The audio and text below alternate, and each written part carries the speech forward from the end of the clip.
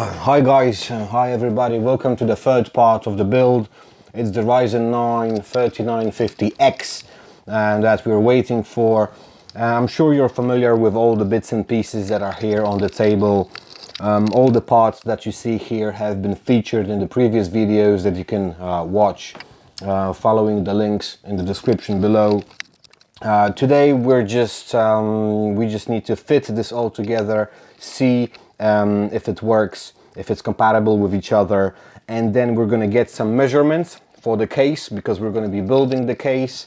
I'm sure you're wondering, what is Ryzen 7 doing on the table? Well, you know, Ryzen 9 is available in very limited quantities on the market. It's very hard to get, so I decided that first we're going to see if this all works, and then we're just going to swap the CPU and do some testing for you all to see how this PC, a small form factor PC, behaves, and the temperatures and all that with the most powerful and, you know, the flagship Ryzen 9 CPU when it becomes available.